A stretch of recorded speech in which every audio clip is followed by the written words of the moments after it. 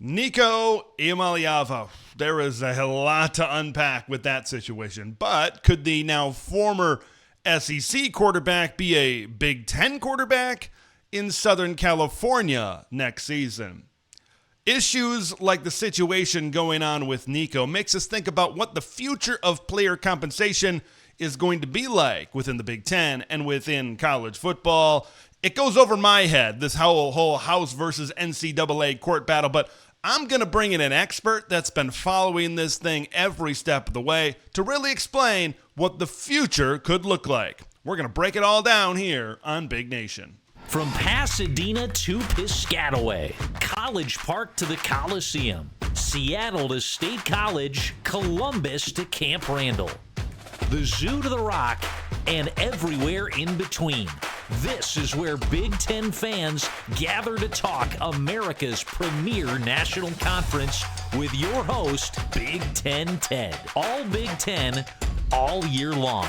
This is Big Nation.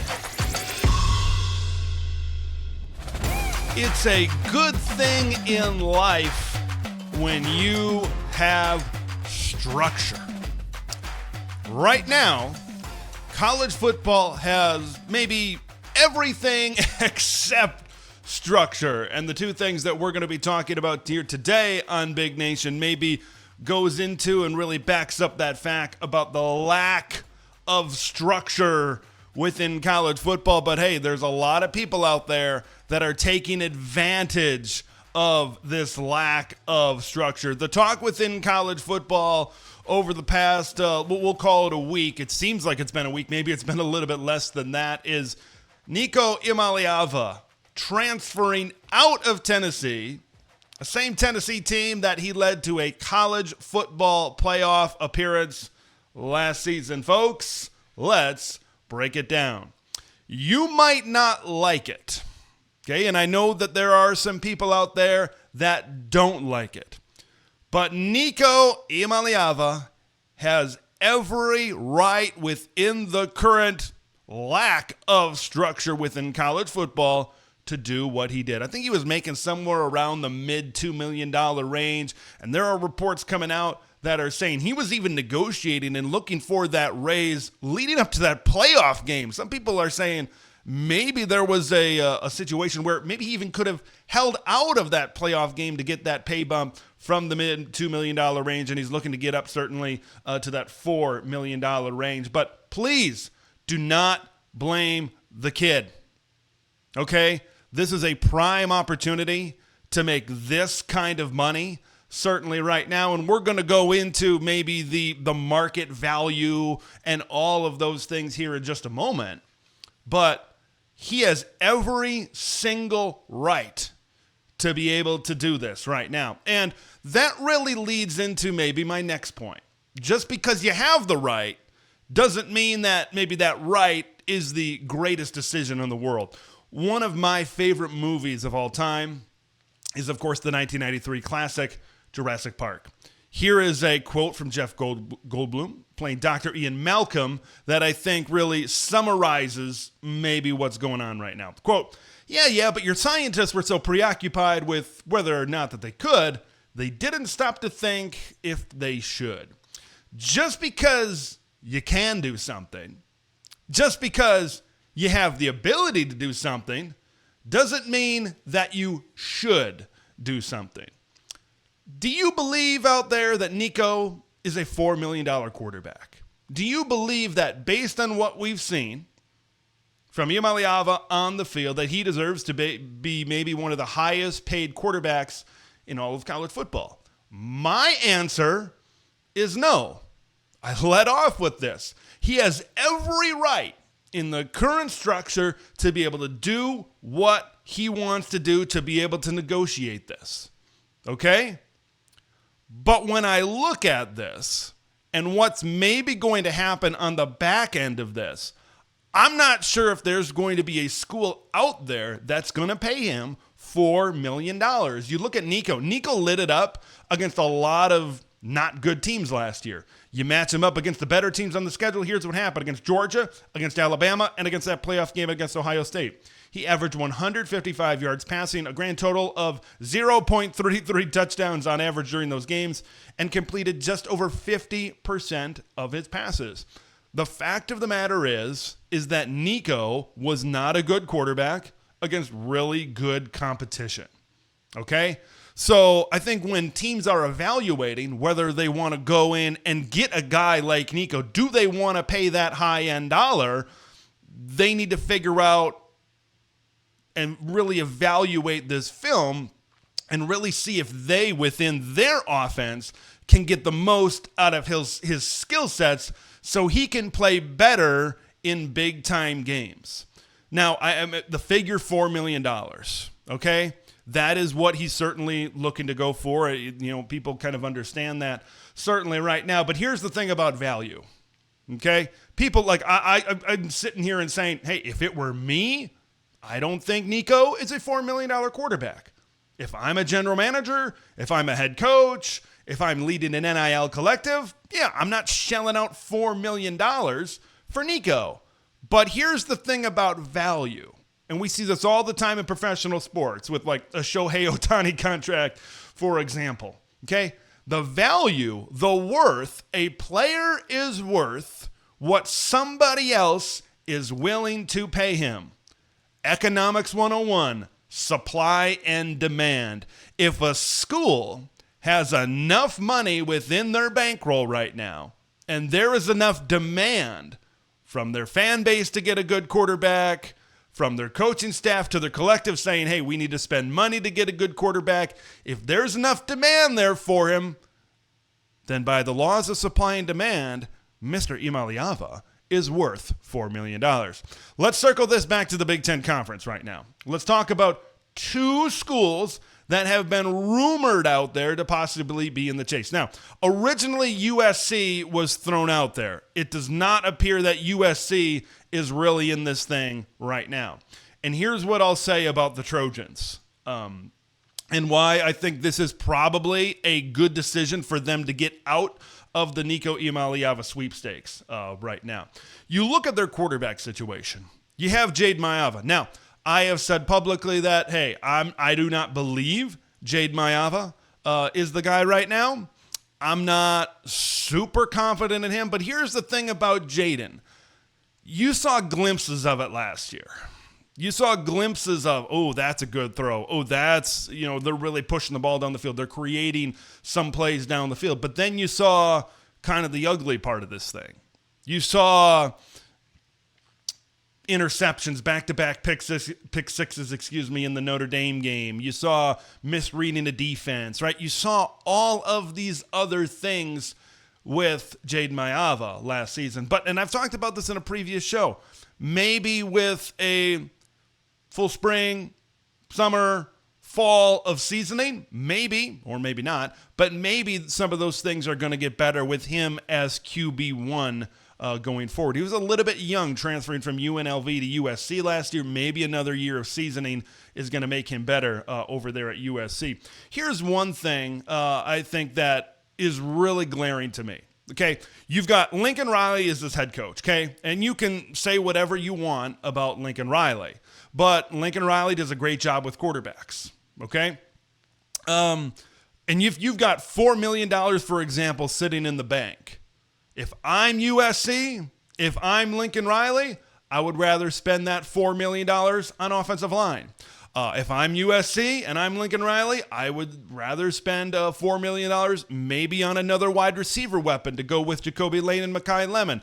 I would spend that $4 million with some things on the defensive side of the football to really shore up that unit as well. Like, it's sexy, it's pretty when there's a big-time name and a big-time quarterback out there, but I think that money at USC would be better suited to go into other parts of their team, and I think that would be something to be able to make their team better and get more victories next season. With a whole offseason and with a whole year of seasoning, maybe Jade Maiava can make that jump up. And of course, we got to talk about Husan Longstreet, who is the true freshman coming in, who also appears to be the future of the program for the USC Trojans. Okay, let's go to Westwood.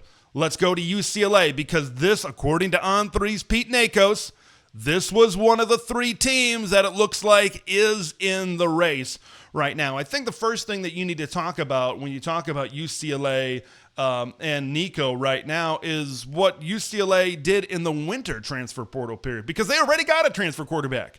Joey Aguilar from Appalachian State transferred in. Like, he was a really productive quarterback in the Sun Belt Conference the last 2 seasons. Back-to-back seasons where he threw for over 3,000 yards, in each year, a combined 56 touchdowns. You combine him with Tino Sinceri at Indiana, right? That's a kind of a familiar. We know Tino was at Indiana last season, and now, of course, he's the offensive coordinator at UCLA. But you had a guy like Curtis Rourke in the G5 last year, and you put him on Indiana, and you saw the fruits of that labor that really came about.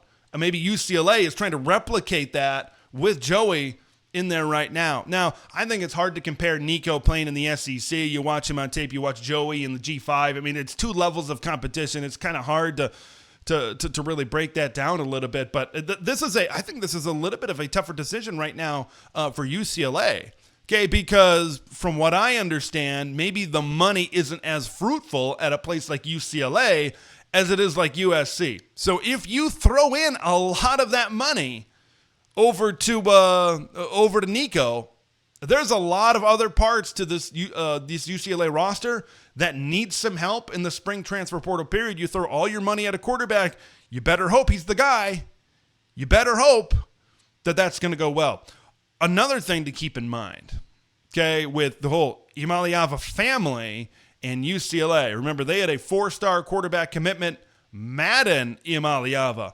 And then this last signing day, flipped over to Arkansas. So maybe the vibes between those two parties aren't the greatest right now. But hey, maybe we can put that all aside and say, hey, wait, we lost one of them, lost one Iamaleava. Maybe we can kind of slide in another guy in there right now. So I kind of look at this the same way for UCLA that I do for USC. I think there's other places to the team where you can spend that money. And I think you've got a good to really good quarterback option at UCLA. And I think you could have that over at USC as well. Like, if you were just, did not have any option whatsoever at quarterback, okay, maybe I could understand that. And maybe this, like I said, supply and demand, if the demand is there a little bit more. But I think both of these teams could be solid to good to maybe even really good or great at the quarterback position and in the passing game this upcoming season. I got to imagine that the price is maybe going to be driven down a little bit as this negotiation maybe goes along a little bit more. I'd be very curious. What if this, because he was living in the mid 2s? What if this gets up to like the high 2s or the low 3s? Does USC get back into it at that price? Boy, it's going to be very interesting to certainly follow this Nico Iamaleava transfer saga.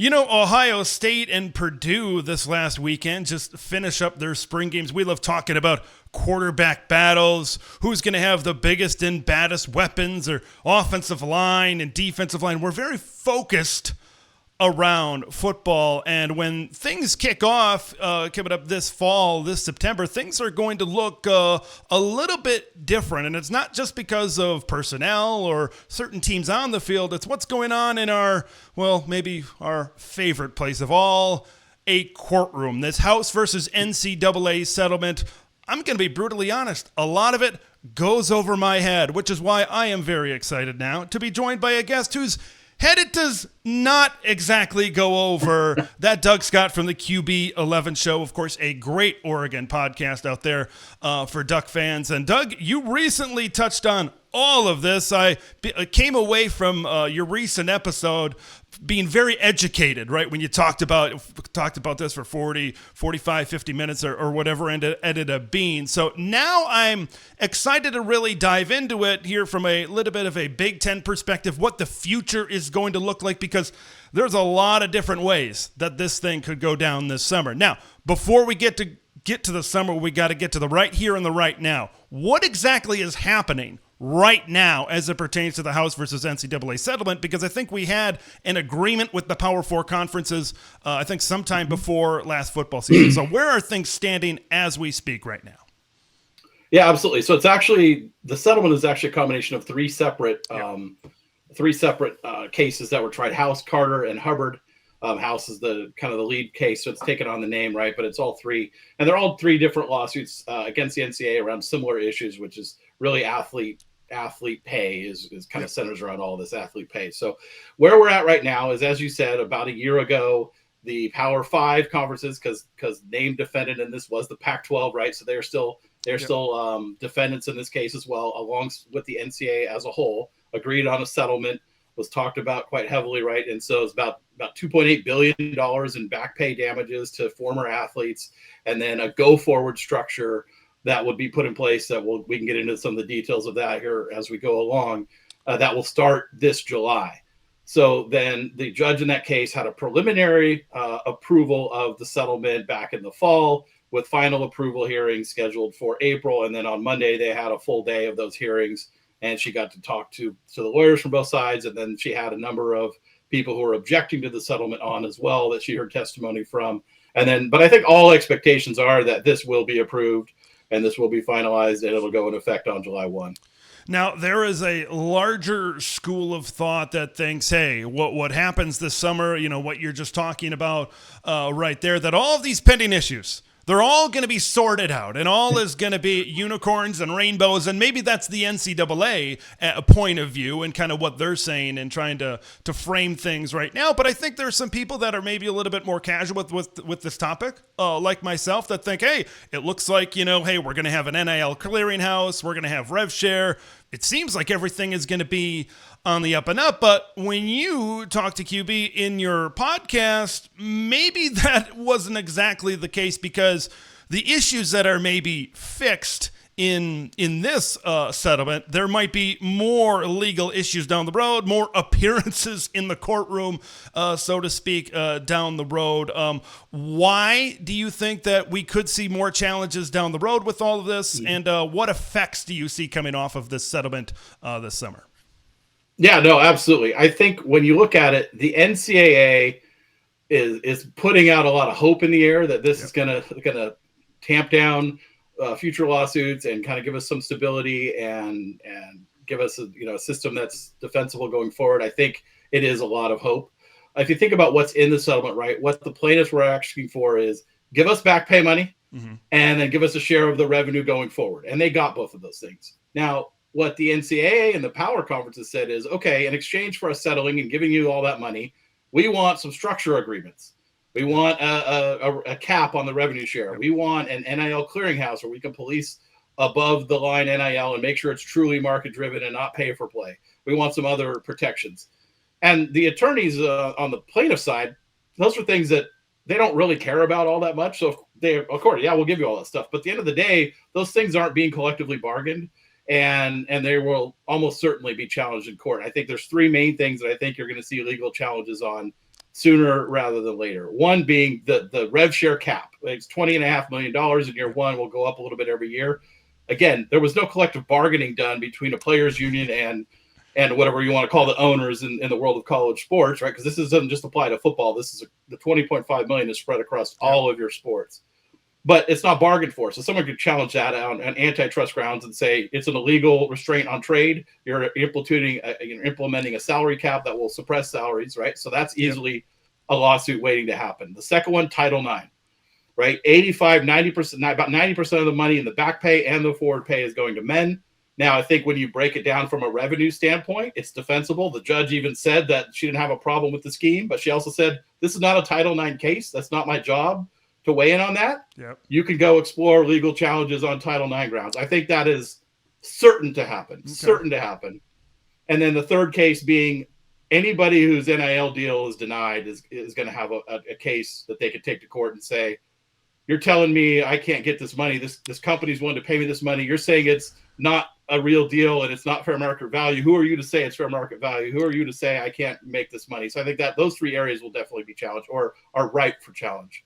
we're going to get a result, we're going to get a resolution, some restructuring, right, throughout this settlement. And we want to kind of focus things back to maybe on the football field now. Some people are kind of throwing this out there that rev share specifically, cap that we mentioned, whether it's going to be an actual cap or not, has been thrown out there where people are saying this is going to level the playing field a little bit right now. Do you believe that to be the case, or are we still going to have haves and have-nots with that additional NIL on top of rev share? Both.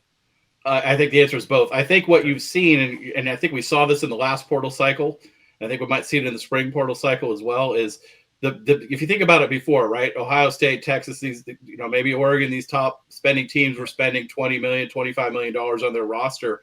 And other Power 5 programs in the same conferences were paying $3-4 million. The disparity was 5-6x, right, from the top of the conference to the bottom of the conference. And so what you were seeing is not only were the top spending schools, the top most competitive schools, able to go poach players from the G5, they were poaching players from the rest of the P4 too, right? So I think what you're seeing now, and I think what you saw already playing out, is now that everyone has that baseline rev share, at least that's about $14 to $15 million for a football program, is a lot of these programs are able to at least keep their own players a lot better, right? So you saw a lot less movement among, from players in those medium to lower tier programs. I think they're able to keep their guys home a little more. Now, that said, the over-the-top NIL above and beyond the rev share cap is still going to be a differentiator between the schools that have that money to spend and compete at the highest level and the schools that don't. So I think there's still going to be a gap, but I think the gap is maybe not as broad as before. And so I think you're going to see more guys be able to stick with the programs that they started with. Let's move on to the next thing. During your podcast, you talked about the dirty word going around in college football. That's Super League. Now, Super League can mean a lot of different things to a lot of different people, and you talked about it during your show. How exactly can a Super League come out of this settlement that we're going to see right now in the summer, and what could it possibly look like? Yeah, so let me touch on kind of the different flavors of Super League, right? I think if you go back a year or two, I think there was, especially when the expansion of the SEC and the Big Ten and, those programs moving over happened, everyone thought, okay, the SEC and the Big Ten are going to carve off and form their own Super League. Actually don't think that's going to happen anymore. Okay. I think the Big Ten and the SEC will use that possibility as leverage to essentially get everything they already want in the current system, right? So I don't think the incentive for them to carve off is there anymore, right? Because you think about all the cost that's involved in doing that. It's not minimal, right?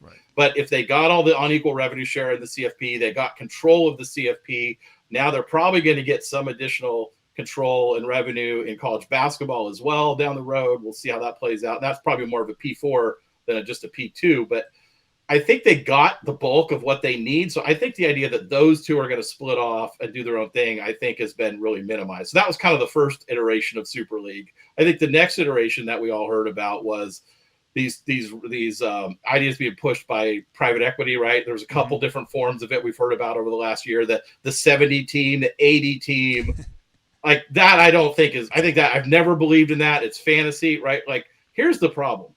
The current Power 4 is about 65 teams, give or take.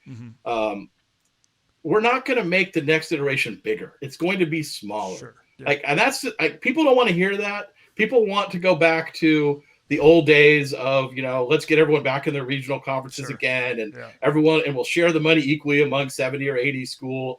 It's fantasy. It's not going to happen. These schools at the top are not going to. They already don't want to share what they're sharing with the lower end of the P4 conferences, right? They're not going to want to add more mouths to that bucket. And quite frankly, neither does TV, because those games don't move the needle. There's 20 programs that move eyeballs.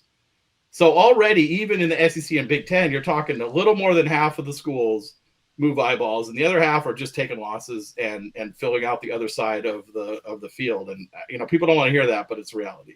So the idea that we're going to have an 80, 70 team Super League fantasy in my mind. So the third kind of iteration of this which is where I see this potentially happening, is more of a carve out, right? More of we're going to have to separate ourselves from college athletics, football only, but it's going to be done so because it's going to be forced to be done so by legal action, right? So if Title IX lawsuits happen and all of a sudden courts say you have to give 50% of the revenue share to women's sports, football is going to look at that and go, why are we going to do that? That is not fair to our football players who are earning this money, putting this money on the line. It's not fair to our football programs. Like that horse ain't going back in the barn, Ted. So football at that point is going to legally just going to say, look, this is the only way for us to go forward is we're going to carve off legally. And so it's a super league. Now, does that still have the SEC and Big Ten and maybe even the, some form of the Big 12 or ACC? Maybe it could be done at a conference level. There could still be conferences inside that, but it might not be every current member of those conferences, right? Because if there's an opportunity, people aren't going to get dropped out of the Big Ten. We know that, there's the politics of that, the history there. Like, you're not going to cut out, some legacy Big Ten program that's been in the conference for 100 years. That's just not going to happen. The way anything might happen is the top programs will leave and form some new legal entity, right? So I think there's a lot of different ways that, if you want to call this a super league, you can call it that, whatever. I think there's a lot of different ways that we get to the next iteration of major college football in the 2030s, most likely. But the way it probably looks is probably 40 teams, give or take, 40 schools, give or take, that are in that top level, and they'll be legally separated from the universities because they have to be from an employment standpoint, employment law. We haven't got into that, and from a rev share standpoint.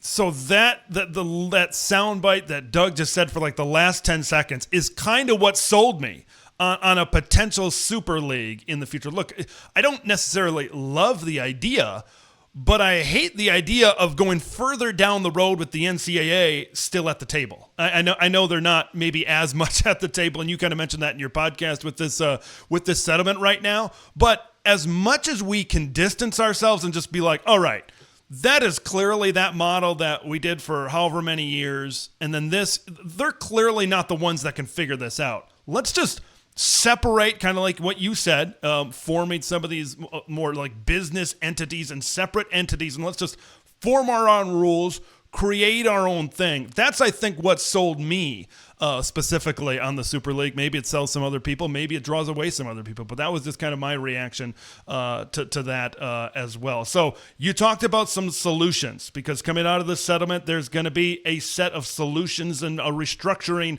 as we talked about before. You said on your show, the right here and the right now isn't too bad. It's not. I think a lot of people look on this era of NIL portal and where we stand right now, and a lot of people kind of come down on it a little bit, but they don't focus on the positives. You kind of touched on the positives of this era right now. What is your ideal model coming out of this settlement, maybe in the future, 5 years down the road, 10 years down the road for college football? Does it look similar to maybe what we're dealing with right now? Yeah, I mean, I not necessarily love where we're at, and I love the idea of having a legal breakaway for football and forming, whatever you want to call the Super League, right? But I think you have to live in the reality, right? Yeah. Like, I can sit here and say, like, I wish we could put everything back in the bottle and have football like it was 20 years ago. Sure. That'd be ideal. Sure, we'd all love that. That ain't going to happen. It's not like that's not. Let's live in reality. So in the context of the current state we're in, where can we go that we can get to a place where we can at least have some new version that maybe has some stability to it, and maybe it is something that we like. Like, look, the players have never had it better. I don't think they're ever going to have it better, right? Like, if you think about the idea of like unionization, collective bargaining, having structure, if I'm a player, I'm like, no, we're good. We're good. I'm a free agent twice a year. I get rev share. I get NIL. I get pay for play. Like, what? Absolutely. The players are, there's no player in any sport anywhere that has a better deal right now than college football and basketball players, right? Like, I mean, it's super advantageous, but that's not good for the sport, right? Sure. So we need to get better structure in place. How do we get there? When you say ideal state, I want to say again, it's ideal state living in reality, right? So right. I think to me, it's not maybe more inevitable state versus ideal state. Sure. The reality is, you're not going to be able to have this clearinghouse work. You're not going to be able to have a salary cap work. You're not going to be able to have limits on transfers and whatnot work without collective bargaining, which means you have to have employment, right? So to me, what I don't want to see is, everybody's an employee of their state university and they're all under Sure. different labor laws and 50 different, like, I think that's a chaos nightmare, right? So I think we need to get to a place where we have a legal entity that represents all the players and a legal entity that represents all the schools for football only. Because that's the other thing with this problem with this house settlement is it covers all sports, right? So you're making the same rules for men's football that you're making for women's rowing or men's rowing. It doesn't make any sense to treat these athletes the same. They're not in the same universe. Sure. And so we need to have a rules that makes major football work. And maybe the G6 and the FCS and another can still live in an NCAA world that's a little bit more like what we're used to, right? But these top programs got to have this set. So I think that's what you do. You got to carve that off. You got to have a union. You got to have a single entity that represents the schools or the football programs, that they can collectively bargain, come up with a set of rules where you have good player freedom and options, but you also have, you maintain a little bit better. Okay, you want to transfer, you got to pay a fee back. The new school has to pay a fee to the old school, or you got to, I don't know if you want to get to trades. That's a little bit maybe too pro-like. I wouldn't want that. Yeah. Maybe you have multi-year deals, right? So maybe that's part of the recruiting process is school A is willing to give somebody a 2-year guaranteed deal. School B only wants to give them 1. Maybe the player only wants 1 because they want to prove themselves and then be a free agent sooner, a college free agent sooner, right? So, but I think if you have that as part of your recruiting pitch, then you have a lot of options that players and schools can use as part of their pitch too. So that collective bargaining, that's been something people have been bringing up for a few years now. But you listen to politicians, you listen to school leaders, they try to distance themselves from the whole employment status, and understandably so. There's a lot that goes into that. There's a lot of complications and benefits and all of that things that goes along with that as well. Like when you talk about a bargaining, is there a possibility that there could be a Big Ten players union and they could bargain with the conference? Or is this something that you think would happen at the school level, or is it larger than conference? What level do you think that this could possibly enter in at? I mean, theoretically, it could happen at any of those levels. Sure. I think having it done school by school would be a nightmare, right? Because now you're talking about very different labor laws in these different states, right? You have some that are very liberal, some that are very conservative. I'm not making value judgments on that, but extremely different systems. And then so how does that all interplay together, right? I think at the conference level might be a shorter path forward because you at least already have an existing entity that could do that, right? If you're trying to do it at a national level, what does that entity look like? Is it a buffered up CFP entity that maybe does that? Maybe, sure. But that's probably a longer path to get there. I think if you look at what I'd want to see out of bargaining is what I don't want to see is it done at the school level. I think that's where a lot of the pushback you're talking about is coming from, because you don't want to make these kids public employees, right? Like you don't put them on public retirement systems, and I don't call them kids, right? They're young adults, but you don't want to put them into there's all kinds of legal entanglement. Now all of a sudden you can't get fired because in state X you can't fire your left tackle because he sucks. No, because he's got union protections, right? Like you don't want to go there. So I think, but this is why I think the legal separation of football from the universities changes the equation, because now you're not tied up in public employment law. You're not tied up in these administrators worrying about making players employees of the school. No, they're not going to be employees of the school. I think that's a non-starter, and I think they're right to be against that. Now, what you'll see happening, and what's happening right now at the NCAA and the Power Conference level, is they are lobbying Congress like heck to codify the house settlement, right? That's their dream scenario. Mm-hmm. If we can get this house settlement codified into law with a limited antitrust exemption, now then the house settlement and the clearinghouse and the cap all of a sudden is all kosher. Yep. Title IX's out the window. All of those lawsuits go by the wayside. We have this system and we go forward. And you know what? I'd live with that. Like, okay. Sure. That's a deal. We can do that. But I don't know how likely it is to get something passed through Congress these days, right? So if that doesn't happen, then I think lawsuits are going to drive us toward the legal separation of football from colleges. It seems like, all of the different paths that we've talked about here today, it seems like the end game, whether that's 2 years from now or 12 years from now, could be the legal separation of football.